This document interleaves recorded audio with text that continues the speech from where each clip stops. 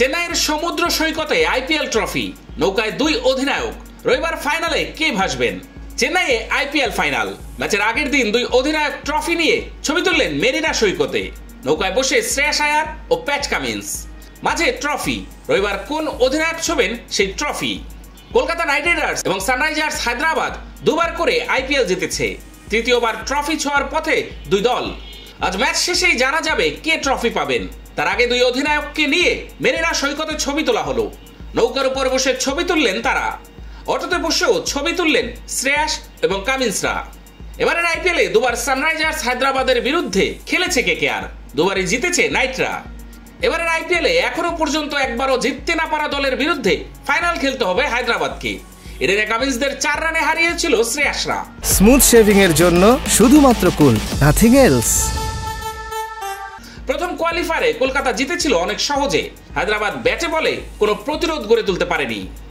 IPL ফাইনালে আরো একবার হায়দ্রাবাদের বিরুদ্ধে খেলবে কলকাতা।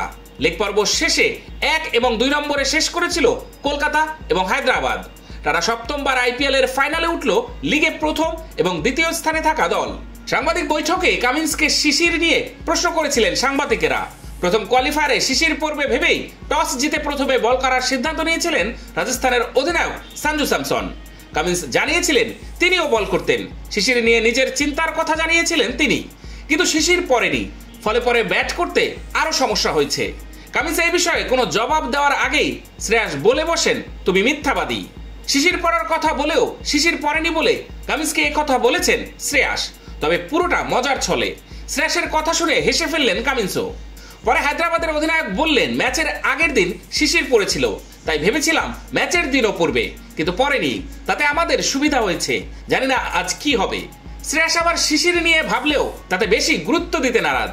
তিনি বলেন, প্রকৃতি তো আমাদের হাতে নেই, যদি শিশির পড়ার থাকে তো পড়বে। আমাদের চেষ্টা করতে হবে তার মধ্যেও কিভাবে ভালো খেলা যায়, নিজেদের দক্ষতার উপর ভরসা রাখতে হবে।